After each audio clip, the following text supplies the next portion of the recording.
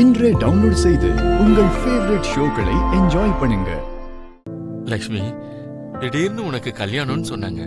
முந்தா நேத்து கூட போன்ல உன்கிட்ட சரியா கூட என்னால பேச முடியலம்மா.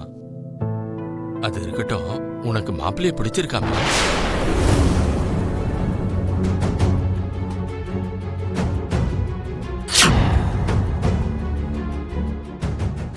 சொல்லுமா, உனக்கு பிடிச்சிருக்கா இல்லையா? அது தாத்தா. என்ன லக்ஷ்மி, அந்த பையன் கிட்ட தான் வெக்கப்பட்ட.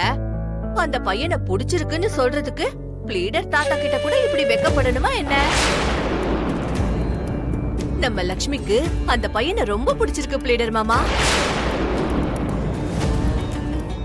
மாப்பிள்ள பார்க்க எப்படி இருக்காருமா? ரொம்ப நல்லா இருப்பாரு மாமா. நம்ம லக்ஷ்மிக்கு ஏத்த ஜோடி. சொல்ல போனா நம்ம லக்ஷ்மிக்காகவே பிறந்த மாதிரியே இருக்கும்.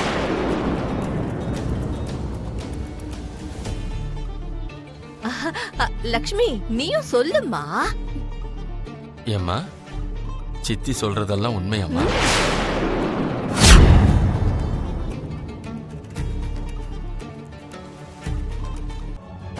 பாக்யா கல்யாணத்தை பார்க்க ஆசைப்பட்டேன். நரேந்திரா, அப்பா, பாக்யா கல்யாணத்தை பக்கத்துல இருந்து நடத்தி வைப்பேன்.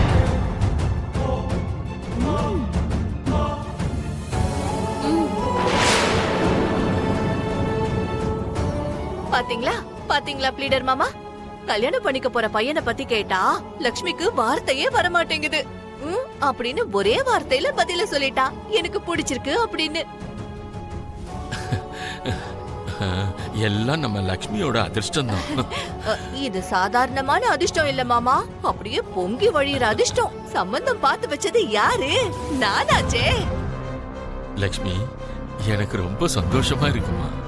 உனக்கு பிடிச்ச பையனோட இவ்வளவு சீக்கிரம் உனக்கு கல்யாணம் நடக்குதுன்னா உன் தாத்தா மேல இருந்து பார்த்து உண்மையிலேயே சந்தோஷப்படுவாருமா. இப்ப அதெல்லாம் எதுக்கு மாமா, விடிஞ்சா கல்யாணம். நகையெல்லாம் நீங்க எடுத்துட்டு வந்துட்டீங்களா? இல்ல, நான் எதுக்கு கேட்டேனா மாமா, லக்ஷ்மிக்கு நாளைக்கு அந்த நகையெல்லாம் போட்டு அலங்காரம் பண்ணணும்ல.